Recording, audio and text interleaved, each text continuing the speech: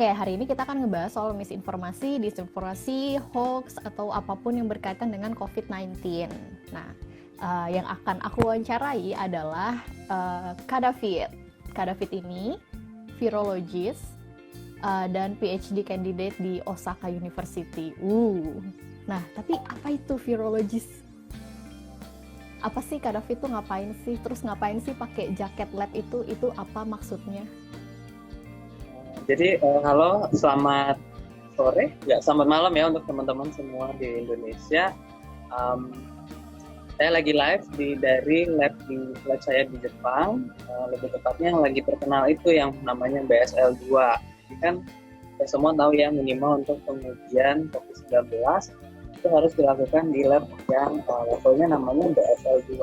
Sekarang ini aku lagi di lab BSL-2, tapi kondisi lab lagi non-aktif, jadi aku pakai alat pengamannya hanya berupa jasper biasa aja. Oke. Jadi kemudian langsung ke ini ya, virologis ya. Virologis. Jadi ya aku pekerjaannya itu virologis aktif, artinya orang yang mempelajari tentang virus. Oh, oke. Ini ada pertanyaan menarik. Yang sudah sembuh nggak bisa kena lagi ya? Atau bisa kena lagi? Ini pertanyaan bagus. Kalau boleh jujur jawabannya kita belum tahu ya. Kita sedang mengumpulkan data. Itu saintis itu sedang mengumpulkan data. Apakah itu kena lagi atau enggak? Cuman memang ada beberapa virus sebelumnya kalau sudah kena lagi, memang kita bisa imun atau bisa kebal terhadap virus itu. Tapi nggak semuanya. Dan kita tahu kasus yang paling dekat sama kita aja, dengue aja nggak begitu ceritanya. Memang karena cara menginfeksi, mekanisme infeksi antara virus satu dengan virus yang lain itu berbeda. Jadi Kak, ada pertanyaan lagi. Ada nggak sih informasi ilmiah soal COVID-19 yang sering banget salah diberitain? Informasi ilmiah yang sering banget salah. Kalau menurut aku ya, itu terkait obat-obatannya. Apa itu? Sebenarnya mungkin pemberitaannya tidak salah ya. Jadi kadang-kadang kita lihat, oh iya ini sudah masuk uji klinik ke manusia misalnya. Fase 1, fase 3 belum ya, jauh. Fase 1. Nah, ini teman-teman perlu tahu kalau pengujian obat itu sangat panjang.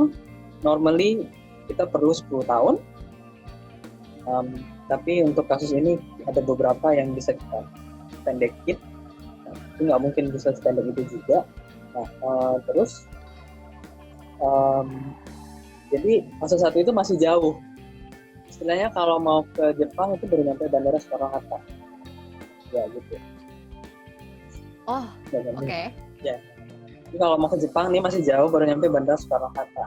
Kita masih perjalanan panjang menuju. Naik pesawat aja masih lama, 12 jam kan ke sini. 8 jam, sorry. Jadi itu yang sering misinterpretasi. Nah, kita perlu tahu jangan terlalu cepat salah berita. Jadinya kalau baru ini masuk ke satu, berarti kita sudah ada obatnya belum. Jadi kita masih perlu cek and recheck lagi beberapa step. Jadi baru kita bisa menyimpulkan, oh iya ternyata bisa, ternyata nggak bisa gitu kan. Oke, itu. Nah, ada lagi yang nanya, Kak, aku lihat di IGTV-nya dari Virolog Indonesia, Pak Indro Cahyo, kalau sebenarnya virus ini nggak semenakutkan seperti yang diberitakan media. Kayak tadi juga dibahaskan soal pemberitaan media. Apakah betul? Jadi mengenai virus ini ada dua faktor. Selain faktor dari virusnya juga faktor dari kitanya, manusia, atau istilah kerennya virus itu hostnya, host factor atau faktor dari inangnya. Jadi kalau selain faktor molekular, faktor yang senyawa protein-protein dalam tubuh kita itu juga terkait dengan perilaku hidup kita. Jadi kalau misalnya kita itu perilaku hidupnya sehat, dalam artian makan makanan bergizi, olahraga teratur, tidak stres, tidur di waktu yang cukup, dan seterusnya, itu adalah satu faktor yang penting untuk meningkatkan daya tahan tubuh kita sehingga kita menjadi tidak bisa diinfeksi oleh virus corona ataupun bakteri atau virus lainnya. Jadi itu memang resep umum kalau kita harus sehat dan itu bisa menghindari banyak virus dan bakteri dari mencuci tangan, makan makanan bergizi dan seterusnya. Tadi juga ada yang nanya soal vaksin, karena banyak juga kan pemberitaan soal vaksin. Tahun ini sudah akan ada vaksin COVID-19. Apakah itu hoax atau itu informasi yang tidak lengkap? Kita akan berusaha dengan keras ya untuk mengembangkan vaksin, termasuk di lab saya juga kita mengembangkan vaksin dan diagnostik arahnya nanti ke sana. Tapi kita perlu tahu kalau pengembangan vaksin itu perlu waktu juga. Dalam waktu dekat sih tidak mungkin ya, karena kita punya timeline yang kita harus menguji lagi di manusia, menguji di sini, menguji di sini. Jadi memang kita sudah punya sistem check and balance yang sangat panjang. Nggak bisa kita skip, karena kalau kita skip nyawa manusia taruhannya. Nah, di situ yang penting kita pahami bersama bahwa vaksin itu nggak bisa kita baru breakout itu katakanlah bulan Januari, ini baru bulan April, jadi sangat tidak mungkin bulan depan sudah ada vaksinnya. Jadi kita perlu waktu.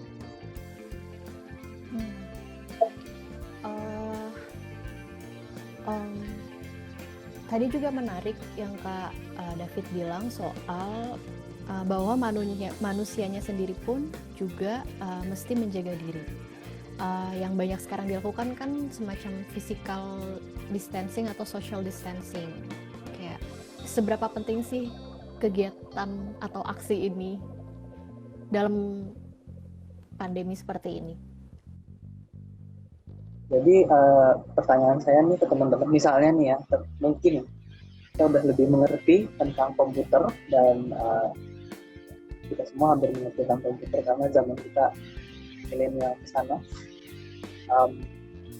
Kalau misalnya komputer di kantor kita atau di sekolah kita kena virus, maka yang pertama kali kita lakukan adalah apa?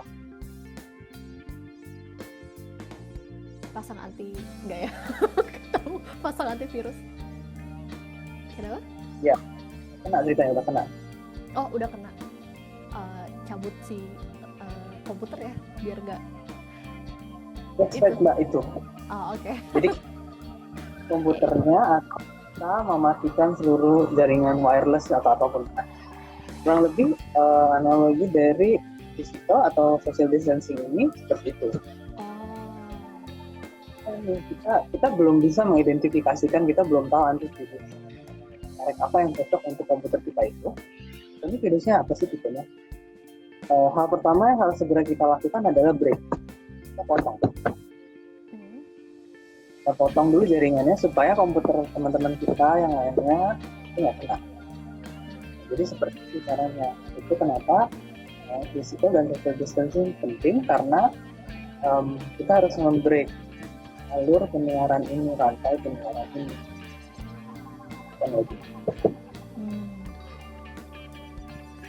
Susah ya, tapi kayak social distancing, physical distancing berminggu-minggu tuh kayak bikin stres gitu nggak sih? Nggak tahu deh di Jepang gimana? Ya saya setuju sih ya, soalnya kan kita manusia makhluk sosial ya, tidak bisa juga ya di kurung seperti itu setiap hari.